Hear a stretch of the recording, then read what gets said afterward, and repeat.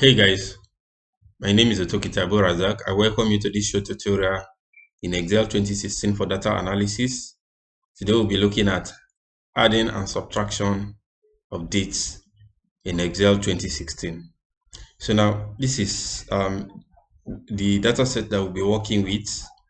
So let's take, for example, we have a starting date of 31st/12/2017, and this is the date value, and we want to add this particular day to it. That is, we want to add 90 days to this particular date and see the date that it will return for us. Let's take for it. So now to do that, you press equal to, you select the date and you enter addition, then the night, select the day, then I hit enter. You see that if you add 90 days to 31st of December 2017, it will return 31st of March 2018 for you, and the date value for this particular date is 43,190. If you see 90, initially it was 43,100, so the meaning that 90 days has been added to this particular date. And the differences is, if you subtract this from this, you will see 90 here. So now let's assume we want to do subtraction. You also press equal to, then select the dates, then minus the number of days, then you hit enter. You see that it will give us February 10th, October 2nd, 2017. And if you check this, you notice that 90 days has been subtracted from this to give us 43,010, and this is the minor. That is why we are having a negative 90 there. So now, and guys, to do further analysis, let's say we have a particular data set here in the next sheet. This is the next sheet, which is purchases.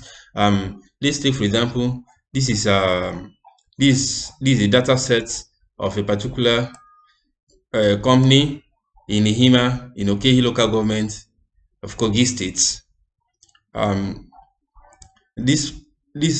Then what we did here is for us to just extract the dates, and what we want to do is that we want to see sales that happened 30 days after January 2010. We want to see sales that happened 180 days after January 1st of January 2010 and 365 days after 1st of January 2010. So now for us to check to see days with purchase, to count days with purchase after 1st of January 2010, we use count if, because we want to count the number of purchase that was made 30 days after 1st of January 2010.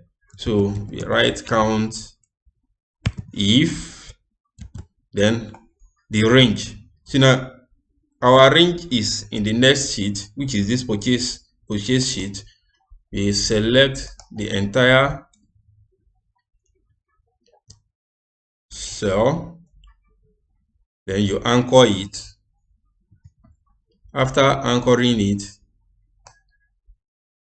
then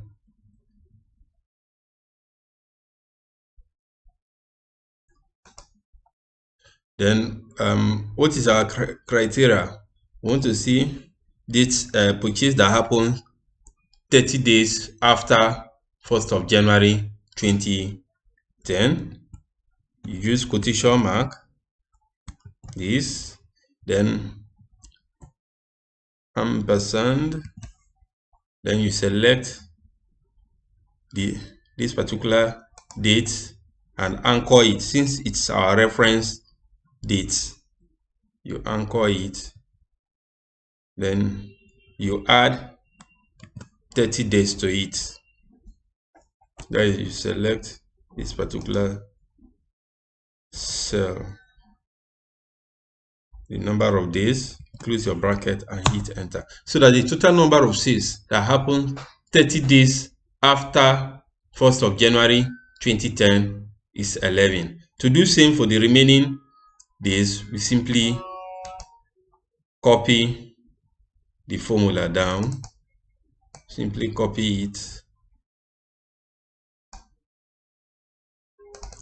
Okay, we copy, Control C, then Control Alt V,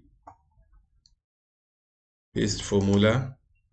Okay, you see, then Control Alt V, you also paste the formula here.